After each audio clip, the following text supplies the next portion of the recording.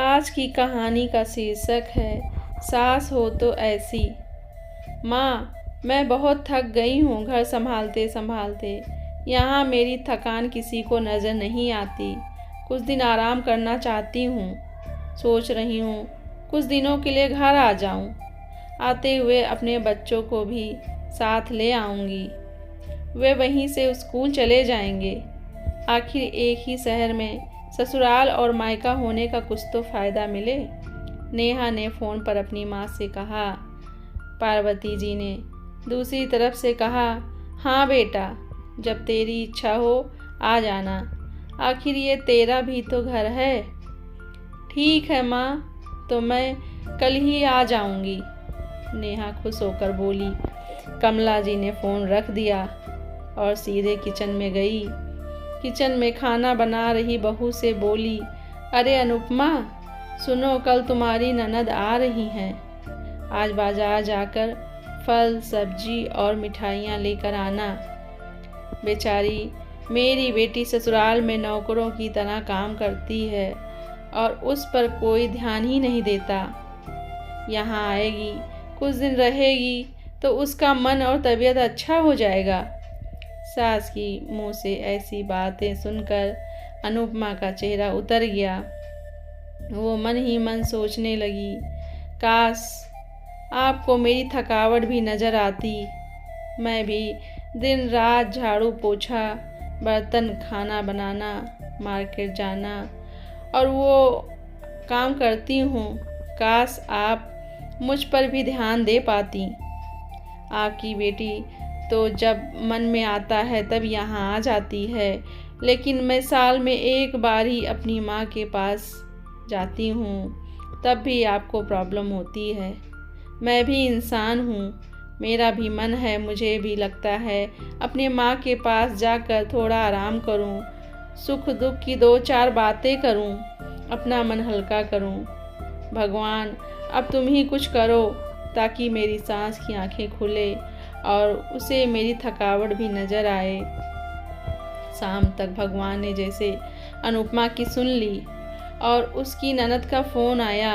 ननद ने अपनी माँ से कहा कि उसकी सास ने उसे मायके आने के लिए मना कर दिया है, इसलिए इस बार वो नहीं आ सकती। पार्वती जी बोली, ऐसे कैसे मना कर दिया?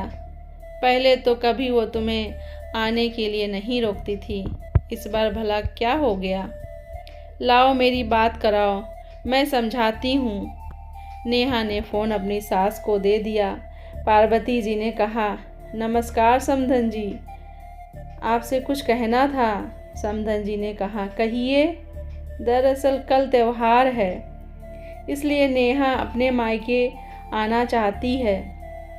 अगर आप उसे भेज दें तो अच्छा रहेगा। नेहा की सास ने कहा, देखिए समधन जी, आपकी बेटी मायके जा कर रहे, इस बात के लिए हमने उसे कभी नहीं रोका और इस बात से हमें कोई प्रॉब्लम है भी नहीं। कुछ दिनों पहले मैं अपने रिश्तेदार के शादी में गई थी। वहाँ आपकी बहू अनुपमा की माताजी से मिलने का मौका मिला। उनसे गपशप करने के दौरान उनकी बातों से पता चला कि अनुपमा को साल में एक ही बार अपने मायके जाने को मिलता है, वो भी बहुत कम समय के लिए।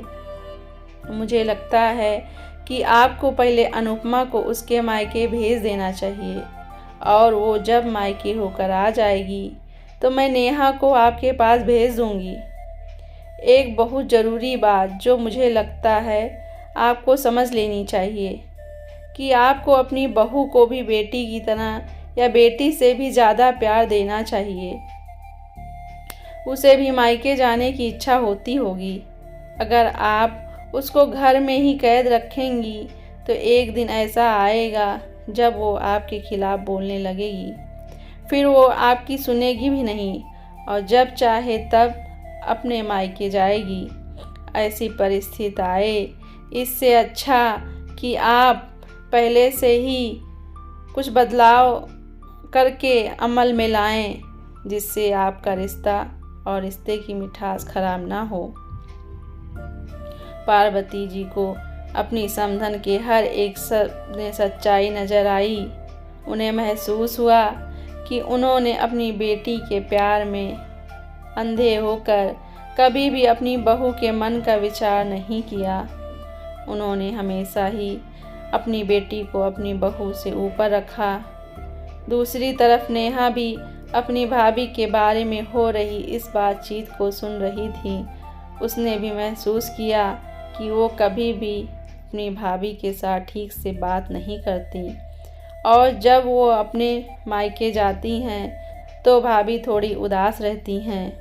पार्वती जी ने अपनी बहू को बुलाया और उसे कहा कि अनुपमा, कुछ दिनों के लिए नेहा नहीं आने वाली है, इसलिए पहले तुम अपने मायके होकर आओ। ये सुनते ही अनुपमा का चेहरा खिल गया, क्योंकि ये पहली बार था जब उसकी सास ने सामने से उसे अपने मायके जाने के लिए कहा था।